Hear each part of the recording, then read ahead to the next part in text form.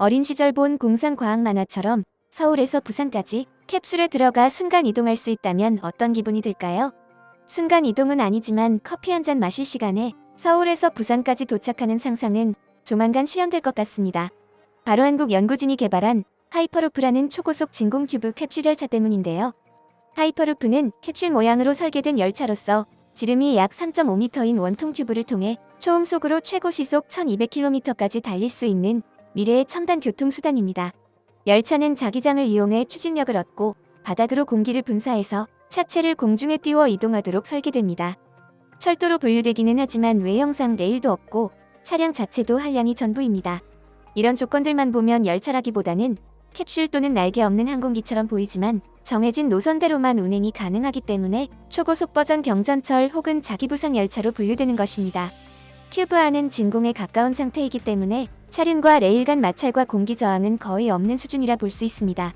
이러한 상태에서 열차는 시속 1200km로 그 엄청난 속도는 현재의 KTX, 신간센, 떼제베와는 비교조차 할 수 없습니다.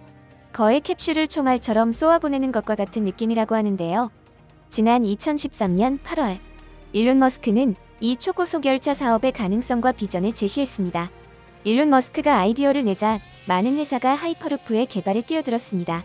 그 회사 중 하나인 버진 하이퍼루프는 지난 11월 8일 세계 최초로 유인 주행 시험에 성공했습니다.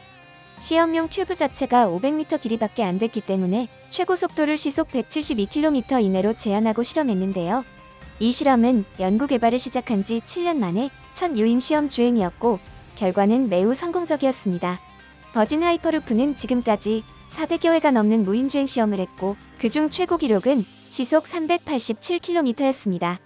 여기서 놀라운 사실이 한 가지 있습니다. 대부분이 하이퍼루프 개념이 일론 머스크가 처음 구상한 것으로 알고 있었지만 이미 우리나라에서는 일론 머스크가 최초 제안한 2013년보다 한참 이전인 2009년부터 큐브 트레인에 대한 연구를 이미 시작했다는 사실입니다. 또한 한국철도기술원은 꾸준히 연구 개발을 진행해 자동차의 엔진에 해당하는 분리형 초전도 전자석과 추진 부상 코일, 주행 안정화 장치 기술, 아진공 큐브 기술 등 세계 최초이자 선도적인 기술을 보유하고 있습니다. 지난 2018년에는 하이퍼루프의 핵심 장치인 0.001 기압 튜브도 국내 최초로 개발했습니다. 그리고 지난 11월 11일 하이퍼튜브 HTX 시험 주행에서는 시속 1019km 속도를 달성하며 큰 성공을 거뒀는데요. 이는 서울에서 부산까지 20분 만에 갈 수 있는 속도이며 현재 전 세계에서 실험된 모든 큐브 트레인 중에 가장 빠른 속도를 기록한 것입니다. 하이퍼튜브는 진공 상태에 가까운 관속에서 공기 저항을 최소화해 빠르게 이동할 수 있는 성능을 예측하고 그에 맞는 설계를 위해 진공에 가까운 환경에서 모형 실험을 통한 분석이 필요합니다. 따라서 축소형 튜브로 초고속 열차 기술의 꿈의 기준이라고 불리는 시속 1000km를 돌파한 것은 전 세계적으로 의미 있는 진전이며 하이퍼루프 기본 설계를 위한 독자적인 원천 기술을 확보한 것이라는 평가를 받고 있는 것입니다.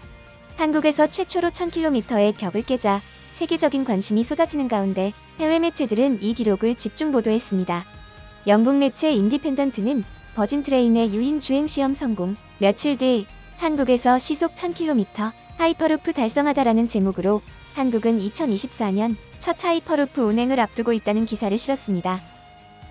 한국의 하이퍼루프 프로토타입 테스트가 시속 1000km를 달성했습니다.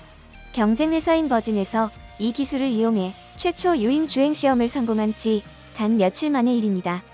코레일의 진공관을 운행하는 하이퍼튜브 열차가 최고 시속 1019km에 도달했으며 이 테스트는 같은 유형에 있어서 세계 최초입니다. 이전 최고 속도 기록 역시 한국이 세운 것으로 시속 714km였습니다. 한국은 2024년 하이퍼루프 네트워크를 론칭해 서울에서 부산 간 이동 시간을 3시간에서 30분으로 줄이고자 하고 있습니다. 한국은 이미 그 노선의 초고속 열차를 운행 중이지만 한국 정부는 초음속에 가까운 열차를 만들고자 합니다. 이 혁신적인 운송 기술은 일론 머스크가 처음 제안했지만 이번 한국의 실험으로 인해 새로운 국면을 맞았습니다. 많은 기업들이 이 개발에 도전해왔고 그중 가장 전도 유망한 업체는 하이퍼루프 TT와 버진 하이퍼루프였습니다. 하이퍼루프는 궁극의 꿈을 향한 큰 도약이며 현재 프랑스, 인도, 사우디아라비아, 영국 등 다른 국가들도 이 기술을 고려 중에 있습니다. 하이퍼루프 TT CEO 더크엘보는 한국은 정부 차원에서 건설 계획 허가를 얻고 규제 문제를 해결하는 데 더 호의적이라고 말했습니다. 즉 한국이 세계 최초로 하이퍼루프 대량 운송 시스템을 도입할 국가가 될 수 있다는 의미입니다. 영국 매체 에섹스는 한국의 하이퍼루프 역대 최고속도 기록이라는 제목의 기사를 통해 그동안 세계 어느 국가에서도 시속 600km의 벽을 극복하지 못했으나 한국은 이번 실험을 통해 시속 1000km 이상을 달성했다는 내용을 담았습니다. 이는 여태까지 성공했던 다른 나라들의 시험보다 거의 2배에 가까운 속도라고도 전했는데요. 한국의 하이퍼루프는 테슬라 CEO 일론 머스크의 하이퍼루프와 동일한 개념을 사용하지만 한국은 그동안 해결되지 못했던 문제점들을 이번 시험에서 개선해내는데 성공했다고도 전하고 있습니다. 지금까지 개발된 수많은 다른 하이퍼튜브 열차와 코레일의 하이퍼루프의 가장 큰 차이점은 다른 국가의 열차들은 자기부상 원리를 이용하는 반면 한국은 공기를 타고 이동하는 것을 개발한 것이라고 밝혔습니다. 한국은 그동안 시스템의 가속 구간에서 발생했던 속도 저하 문제를 이번에 자체 개발한 공기역 각적 시스템을 사용해 극복해냈으며 이번에 기록해낸 속도는 정말 혁신적이라는 내용을 담았습니다. 과학 전문지 GME 사이언스에서도 이 속도는 파리에서 모스크바까지 3시간 내로 도착할 수 있는 기술이라면서 이전에는 상상조차 불가능한 일이었지만 한국이 해냈다며 성공을 축하하고 있습니다.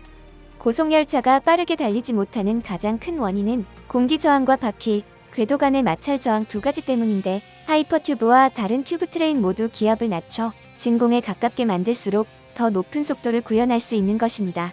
하지만 기압을 낮춘 상태에서 이 환경을 버티는 모형을 만들기가 쉽지 않다고 합니다. 지금까지 개발된 모형 중에서는 일본이 구현한 시속 600km가 가장 빠른 속도였습니다. 그러나 한국의 연구팀은 현존 모형 실험 중 가장 낮은 수준인 0.001기압으로 낮추는 데 성공한 것입니다. 따라서 기본 설계를 위한 국내 원천 기술을 확보했다는 상당히 뛰어난 평가를 받게 된 것이죠. 이 속도로는 서울에서 부산까지 단 16분이면 주파할 수 있으며 한마디로 비행기보다 빠른 속도입니다. 출근길 집에서 나와 버스 정류장까지 걸어가는 시간이면 이미 부산까지 갈 수 있다는 얘기인 것인데요. 개발될 열차는 승객이 앉는 캡슐 1개에 6에서 8명이 탑승할 수 있는 한량뿐이지만 하이퍼루프역의 독특한 설계 구조 덕분에 30초에 한 번씩 출발이 가능합니다. 기존 열차와 비교했을 때 많은 인원이 한 번에 탑승하지 못하지만 배차 간격이 상상 초월 수준으로 짧기 때문에 결과적으로 대규모 운송도 가능한 것입니다. 전문가들은 2024년까지는 핵심 기술 개발을 완료하고 10년 후에는 완전한 국내 상용화가 가능하리라 전망합니다. 사실 이 분야는 이제 막 전 세계가 관심을 두고 개발에 열을 올리는 분야입니다. 그만큼 미래 사업을 선점한다는 실익이 크기 때문일 것입니다.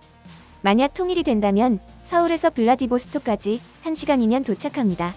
그렇다면 학생들이 유럽으로 하이퍼루프를 타고 수학여행을 가는 상상도 실현될 수 있을 것입니다. 아직 아무도 가보지 못한 분야인 만큼 자기부상 기술을 갖고 있고 오랫동안 KTX를 운용해온 경험이 있는 우리나라로서는 세계 기술 시장에서 리더 역할을 할 수 있는 분야라고 할 수 있습니다. 여러분의 소중한 의견을 남겨주세요. 바쁘시더라도 구독과 좋아요 부탁드립니다. 지금까지 단골이시였습니다. 시청해주셔서 감사합니다.